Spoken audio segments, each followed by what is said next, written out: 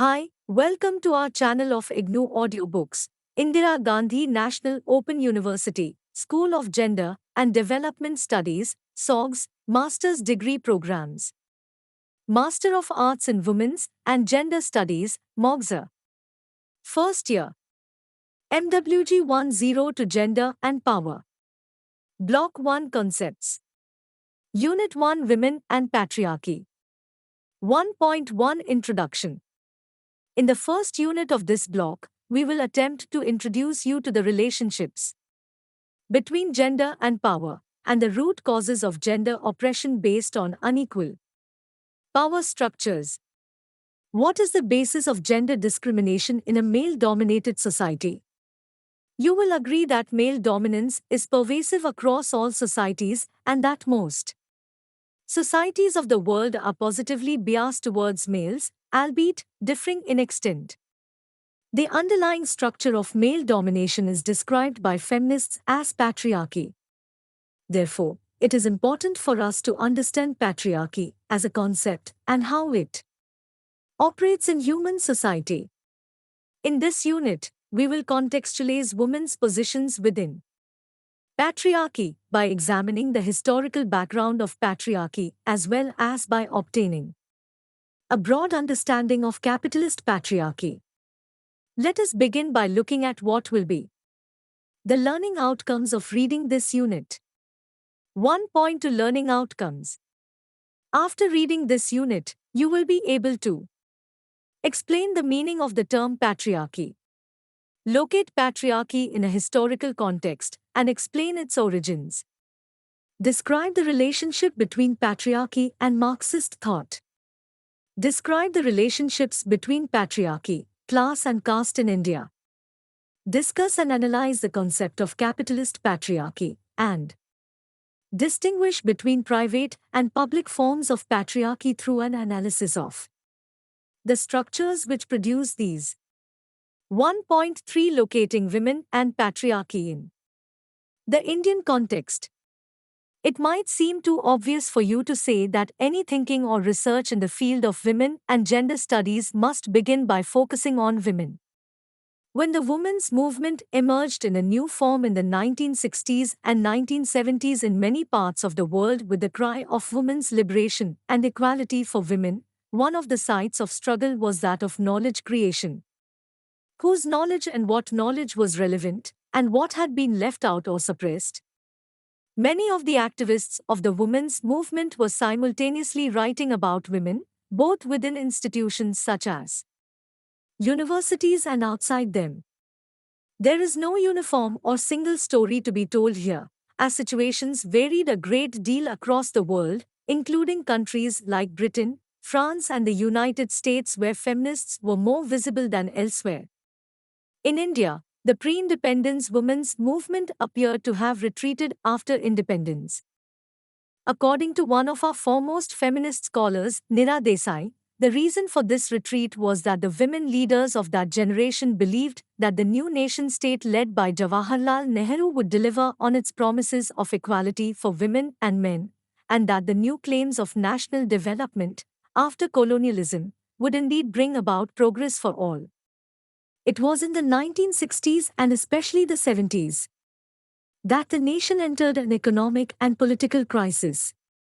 People's movements struck out to protest issues such as rising prices, the exploitation of the poor, the loss of tribal lands, and so on. A small group of scholars and policy makers were brought together in the early 70s to collect data and undertake research on the status of women in India.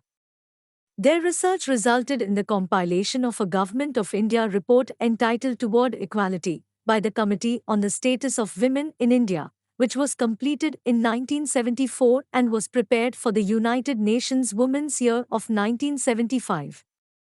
Its findings were a shock to all, since with only a few exceptions, the data showed that women's status, far from gaining ground, had been declining in the past decades. Indira Desai established the first research center for women's studies in Bombay, in SNDT Women's University, in 1974. So in India, too, the 1970s saw a new focus on women as subjects of research. We have to imagine the many ways in which women as a new subject have changed our understanding and perspective on the world. Some feminists have emphasized the absence of women in the classroom curriculum and textbooks. Others have talked about how their assumptions of equality between women and men were belied. Therefore, an early impulse in women's studies has been to question such absences and such assumptions of equality. Box No. 1.1. In India, women's studies was conceived by a founding generation as bringing to the social sciences, that is to say, those disciplines most engaged with questions of development, the missing perspective of women's lives. One of the routes that was followed in the work that was published from the 1960s onwards was to question the invisibility of women in social life and in knowledge production. Economists, sociologists, and subsequently teachers of literature, history, and other subjects, including many outside the academy, have been undertaking pioneering research in a range of fields. Most of their efforts have gone to show that, far from being absent in history, society, or literature, women have been fundamental, often creative in their own right. Thus, anthropological work has demonstrated the critical roles women played in many different cultures, whether primitive or advanced. Economists have questioned the non-recognition of women's labor, arguing that if all the work done by women were to be counted, whether paid or unpaid, women as a group do more work than men. Scholars in the field of literature have been discovering a wealth of writing by women, hitherto unknown or not considered worthy of attention. A powerful example in India would be the twin volumes Women Writing in India. From 600 BC to the present, Tharu and Lalita, 1991-1993. These volumes contain writings by women from across the subcontinent, across time and region, astounding literary scholars and the general reader, but hitherto largely unknown or belittled. Many more examples could be given. However, it should be clear to you even at this stage that only focusing on the lives and work of women, unrecognized in history and society, is not enough. Surely one cannot escape the question, if indeed women have been so essential, why has this not been acknowledged? Why have women been hidden from history, undervalued in their work, treated as secondary to men? Why have only exceptional women been remembered? To appreciate the nature of the problem more fully, it became necessary, therefore, to examine reasons for the overall marginalization of women. Towards this aim, certain concepts came to be used. One of the first major ones is that of patriarchy, to which we will turn now. 1.4 Introducing Patriarchy. It would be interesting for you to know the term patriarchy was by no means invented by feminist scholars. This term comes from 19th century anthropology and literally means the rule of the father, from Latin, pater is equal to father and arch is equal to rule. This is a term that lends itself to easy translation into other languages. So, for example, in Hindi, the term is Pitar Sattha. This concept emerged in the mid-19th century in the context of studies of kinship and investigations into the origins of human societies. Some European scholars of that time proposed that the earliest human societies, referring to prehistoric times for which no direct evidence is available, took the form of a matriarchy, where, as the term would suggest, groups living together were under the control of a mother figure. Matriarchy is equal to mother rule. Because of women's capacity to give birth to children and the power associated with this unique capability, these Historians speculated that women themselves could have been very powerful figures. This social system then gave way to a patriarchal form of organization, where the eldest male of the clan held power over both other men and all women in the group. It is not possible here to go into the details of these more or less speculative theories of that time. There is no evidence that there ever were matriarchies at the dawn of human history in the sense of women who had complete control over their group. However, the idea that different stages of human development were associated with different kinds of family and kinship relations continued to be debated. We must keep in mind that these debates focused on societies that were relatively simple in structure, without the kinds of complex divisions that we are used to today, and without states in which authority was centralized. The first person to use the term patriarchy to denote a generalized form of male dominance over women was Friedrich Engels, 1820 to 1895. In a sense, this makes him the first feminist to give a different kind of meaning to the term, one shaped by questions of women's oppression by men.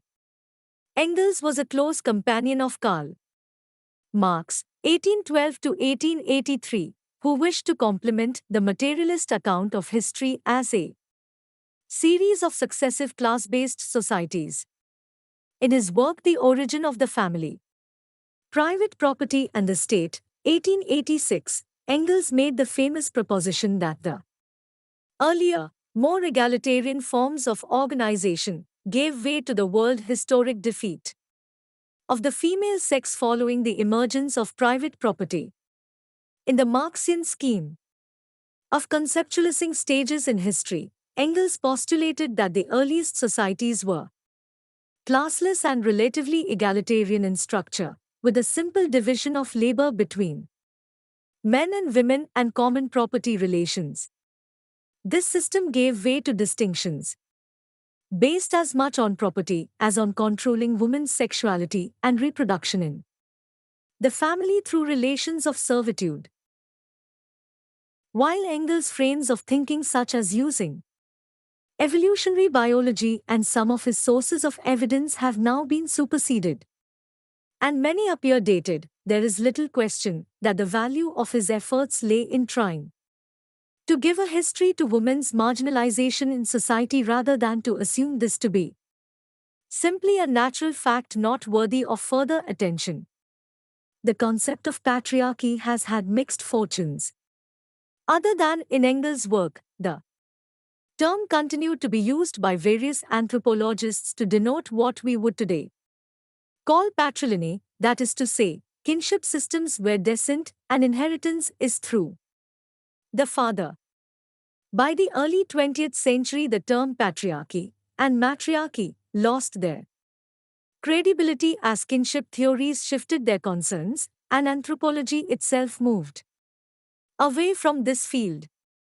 It is therefore of considerable interest to us to appreciate how, several decades later, a new generation of feminists and women's studies scholars from the 1970s onwards reinvented this term. They took it out of kinship and anthropology to denote a more general structure of male dominance, which enabled men to control the labor and sexuality of women. It was this control, especially within the family, that was meant to explain women's lack of value and status both historically and socially. Now that we have come to have some basic understanding of the term, let us examine patriarchy in its historical context. 1.5 Patriarchy in history. Harking back to Engels' efforts a century ago, one of the most famous attempts to give patriarchy its place in history has been the work of Gerda Lerner, an American historian and professor in women's studies. Her major work, The Creation of Patriarchy, was published in 1986. This was the culmination of many years of research into one of the earliest civilizations of ancient Mesopotamia, which corresponds broadly to the regions of contemporary Iraq in Western Asia. As she herself describes her aims, Lerner wanted to search for the history of the patriarchal system, one which had emerged thousands of years ago. She believed no single factor would serve as an adequate explanation.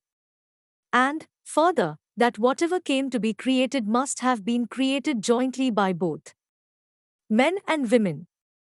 Lerner is closer than she perhaps realizes to the 19th century searches of origins when she begins her work by going all the way back to the early Neolithic hunter-gathering societies, where the precariousness of life necessitated an initial division of labor between women who did the mothering as well as economic activities that could be combined with childbearing like food gathering, while men were more singularly engaged in big game hunting. Lerner was particularly keen to look for different explanations for changes in the relations between men and women due to the developments associated with agriculture, sedentary social forms of living, and the emergence of new, more unequal family structures. With agriculture, production becomes central, and so does the need for more labor. She believes this led to men wishing to acquire the reproductive potential of women, since children are now an economic asset. Her hypothesis is that the entry of agriculture brought with it greater intertribal warfare, and also with men having more leisure time than women to manage surpluses and enhance their power. Women, in her view, are captured from other tribes while their men are killed, so that such captured women were not only the first slaves but also the first forms of private property. She therefore contests Engels' hypothesis that private property preceded the greater control over women's sexuality. By effectively arguing the opposite, women as slaves may well have constituted the first forms of private property apart from animal husbandry. Over time, women thus come to be valued yet controlled in a relation of dependency. The position of women becomes more complex with the further creation of wealth, the development of urban centers and states. In her own investigations into Mesopotamian history from approximately 3000 BC to 1000 BC, for which archaeological evidence exists, Lerner reconstructs an account where women occupy very different positions in the social structure, from royal wives and other women of significant rank and limited power, as stand-ins for their men, concubines, some of whom could also rise socially, laboring women and slaves, who were the most exploited. Thus women could be active in economic, political, and religious life, though in quite different ways, while simultaneously being in relations of dependency to the ruling elite, male relatives, and/or husbands. This is a more dynamic form of thinking about patriarchy in its historical emergence, according to Lerner, who believes that patriarchy underwent further changes in subsequent periods of history. Nor should one assume that all societies went through the exact same processes. Inspired in part by the work of Lerner, the historian Uma Chakravarti has investigated the history of early India for signs of forms of patriarchy in our past. Interestingly, while Lerner emphasized the significance of slavery and class in her work, Chakravarti brings caste into her account of patriarchy in ancient India. The term she uses is Brahmanical patriarchy. Looking at ancient texts such as the Dharmasatras, including the Manusmriti, as well as subsequent Buddhist sources, Chakravarti reconstructs early Indian society from approximately 1000 BC onwards. Social organization is reconstructed through these texts to show how the control over women by men was mediated through the creation of caste and class hierarchies and differences. Such Reconstruction is bound to be an extremely complex task, given the paucity of sources and the dilemmas of providing a coherent account about actual social structures on the basis of a limited set of texts. In her own interpretation and use of the work of other scholars, Chakravarti argues that maintaining the necessary distance and control over lower castes by upper castes was as crucial as were differential forms of control over women, their sexuality, and labor. Chakravarti takes her cues from the ways in which, for instance, the Dharmashastras prescribed severe punishments equally for lower caste men who violated their place and for women who behaved in transgressive ways. Retaining ownership over land and maintaining caste purity thus required regulating women's sexuality and reproduction, who are then the pivots in this interlocking structure. While upper caste men have maximum leeway in such a system, lower caste men are both directly oppressed in terms of their labor, as well as prevented from having access to upper caste women. While upper caste women are thus the most severely guarded and monitored by their male kin as part of their upper caste privilege, lower caste women can never be sure of such protection and suffer multiple privations. This uneven form of control over women's labor and sexuality is Brahmanical patriarchy. One of the more unusual aspects of the place of women in these texts, such as the Manusmriti and the Mahabharata, is that women are all too frequently identified with their heterosexuality, at times obsessively so. Manu has frequent references to woman's essentially sinful nature, with being untruthful and fickle, and having an overflowing and uncontrollable sexuality. The greatest danger for the husband is a woman's promiscuity according to Manu.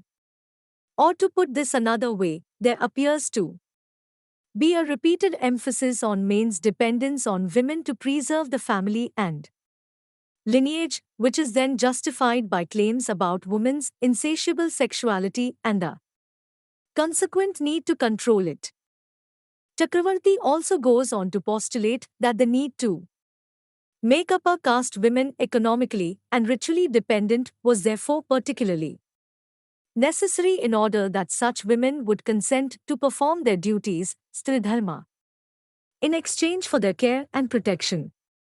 Upper caste women were supremely lacking in autonomy and only had paths of virtue, through pativrata, by which they could actively consent to their subordination as chaste wives and mothers, especially of sons.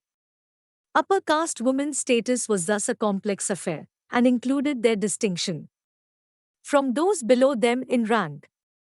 While the Manusmriti is direct to the point of obsessiveness about the need to control women, epics such as the Ramayana, at least in the popular versions of the story, offer a more fully worked out ideal in the character of the long-suffering and patient Sita, who maintains her virtue even in the face of the most unjust accusations.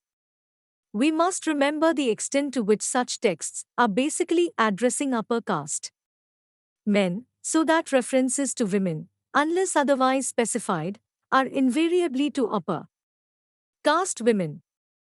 A fuller account of how Brahmanical patriarchy works would, however, have to acknowledge the many differences and hierarchies within this structure, including, therefore, diverse patriarchal forms of control. This is the most difficult to track historically, and it is perhaps better to look at more recent historical periods, including contemporary times, to understand how the graded nature of inequality that characterizes caste translates into graded patriarchies. Sociological studies have shown, for instance, how different the marriage practices can be among so-called upper and lower castes. Till not so long ago, especially in rural India, upper castes maintained very strong norms of seclusion for their women, including extreme forms of treatment towards widows that Chakravarti likens to a form of social death. Lower caste women, on the other hand, were frequently engaged in agricultural labor outside the home, and widows from these castes were frequently remarried. Of course, there have been and continue to be considerable variations in the treatment of women of different castes in different regions of the country. Some scholars have, for instance, documented efforts on the part of lower castes to emulate the practices of castes above them in the hierarchy in an effort to gain in status. On the other hand, there are frequent cases where upper castes have claimed sexual access to lower caste women as part of their upper caste power and privilege.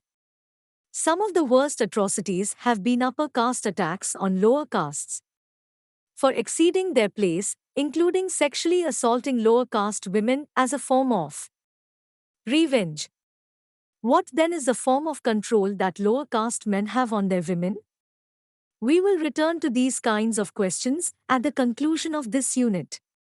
Before that, however, we will look at another significant notion, namely that of capitalist patriarchy. But, before going further, you can assess your own learning by checking your progress. So far, 1.6 Capitalist Patriarchy. It is important in this discussion to also examine some of the ways in which patriarchy has been used in the contemporary world, including so-called advanced societies such as Britain or the US. Otherwise, we run into the danger of supposing that patriarchies only existed in older civilizations and that the term has little use in the present time. But this is not the case. During the 1970 SA, number of feminists who were also Marxists and were therefore interested in looking at capitalist social relations came up with the notion of a capitalist patriarchy. These were among the earliest explicit efforts on the part of scholars who were very active in both left and women's movements to theorize the nature of women's oppression by drawing from existing theories of Marxism and the new efforts to understand male domination. These feminists have looked for ways to integrate Marxism and feminism in terms of finding the relationships between a capitalist class structure and hierarchical sexual structures. In order to proceed, they begin with an account of Marxist class analysis in its barest form. The class relation between the capitalist and the worker has been theorized in two complementary ways: in its economic form as a structure of exploitation, and secondly, as a form of consciousness about their condition as workers, thus implying the potential of change through political struggle. Thus, the fact that Marxism embodied both a theory of society and a politics has made it very attractive to feminists who have undertaken analogous investigations into the position of women. They criticize Marx's writings for having very little to say about women, though acknowledging the efforts of someone like Engels. An important point made by the socialist feminist Zilla Eisenstein in her edited volume Capitalist Patriarchy and the Case for Socialist Feminism, 1979, is to distinguish between the worker, whether man or woman, under capitalism and the woman in the household. Workers are exploited in the workplace by the capitalist factory owner or the landlord by paying them wages that are less than the value of the labor they do, so that the surplus goes to the owner. However, most women are dependent for their livelihood and security on a specific set of social relations defined by marriage and motherhood, and their daily work takes place in the context of these relations. In this situation where women are working in the home but not being paid wages, the nature of their domination in the household is similar and different to that of someone engaging in paid work. It is similar insofar as she has to labor for others. Typically, she will be engaging in all kinds of housework: cooking, cleaning, looking after children and all those who need care, including her husband and others living with them, but does not receive the just value for this work. She gives much more than she receives in terms of her own needs, care, and protection. This relationship is not very easy to define and has been called a relationship of patriarchal oppression by feminists.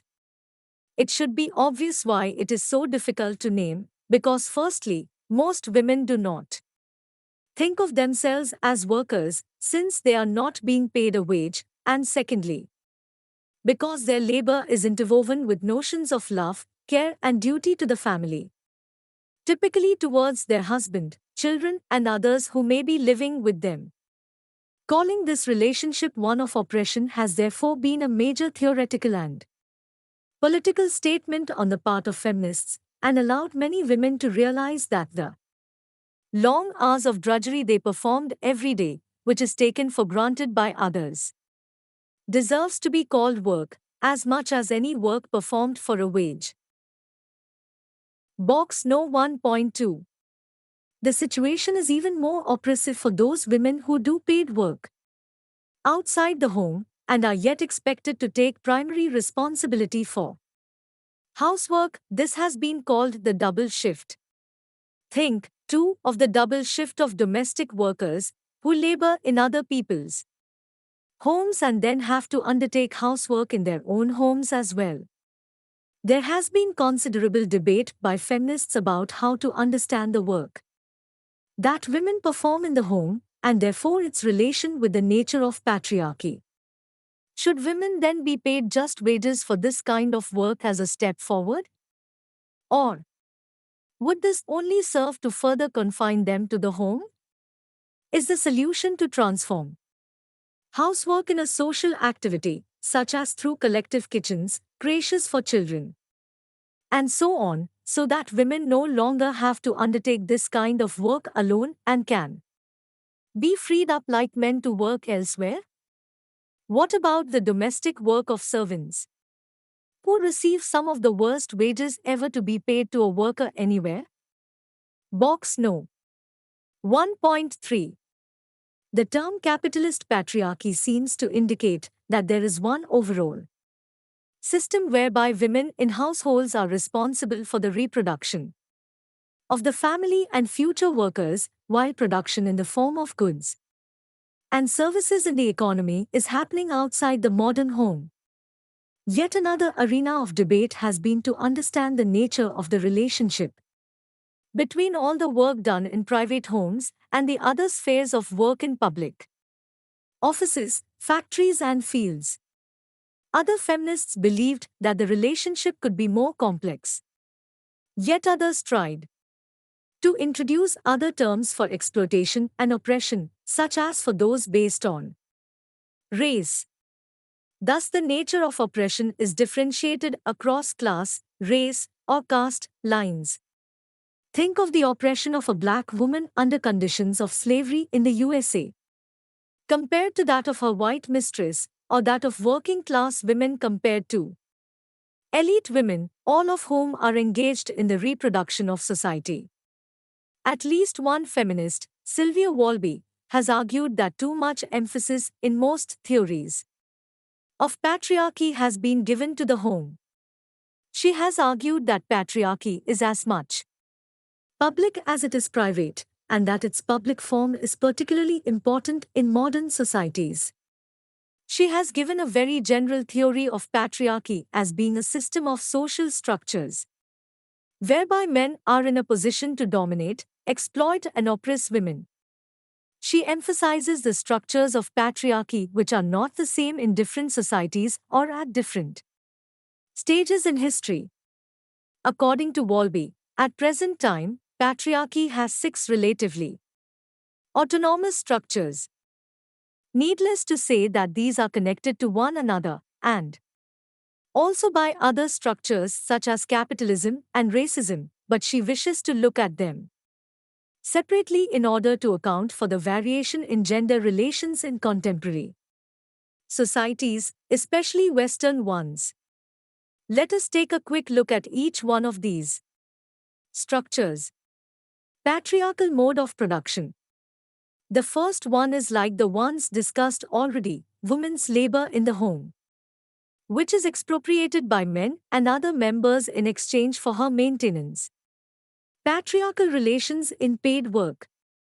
The second structure means that women in the world of paid work are effectively excluded from the better forms of work and confined for the most part in lower levels of work, considered less skilled and more appropriate for women, for which they then receive lower wages. Patriarchal relations in the state. The third factors, the state, on its part, in its policies and actions is patriarchal towards women, being biased against them. Male violence. The fourth structure is that of male violence, which is not as individualized as is often made out to be. Only the most extreme forms of such violence, such as rape or wife beating, have been denoted as a crime, though more recently other forms of domestic violence and sexual harassment are beginning to be recognized. Patriarchal relations in sexuality.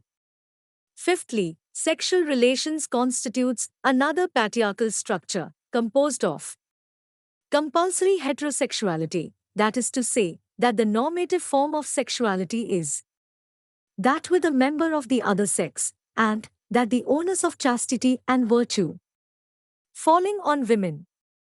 The double standards of men are condoned, while women who have sexual relations outside of marriage are more severely stigmatized and punished. Patriarchal relations in cultural institutions. Finally, Wolby looks at institutions such as education, religion, and the media. Here, particularly in the field of representation, she believes that biases against women are produced and legitimized. Wolby finally argues that there have indeed over the course of history been changes, both in the form that patriarchy has taken and in the degree of patriarchy. Thus, if the gap in wages between men and women closes or both girls and boys go to school, this lessens the degree of patriarchy.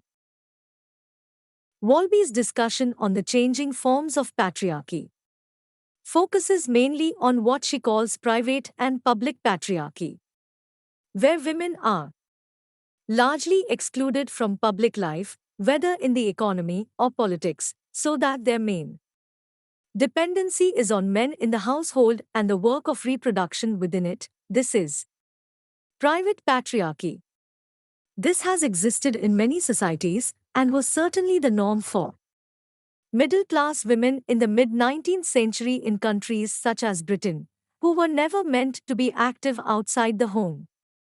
However, since then, the 20th century has seen more public forms of patriarchy where women are indeed actively present in work and other public spaces, but in a subordinated position.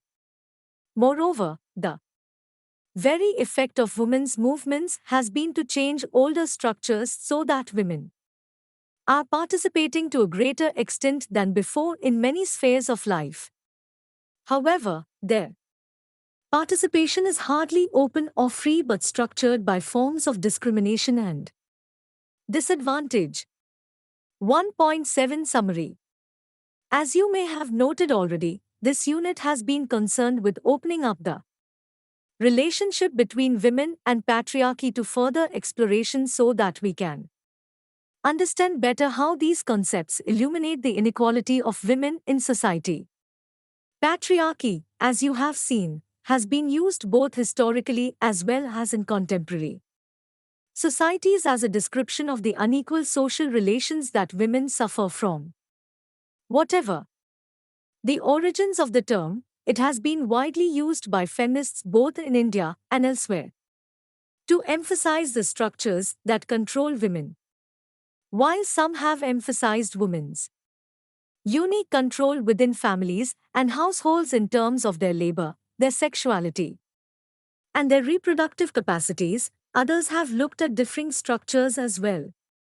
You have seen how the origins of patriarchy can be traced back to ancient times and cultures, as done by Garda Lerner in her work on Mesopotamia and the historical emergence of patriarchy.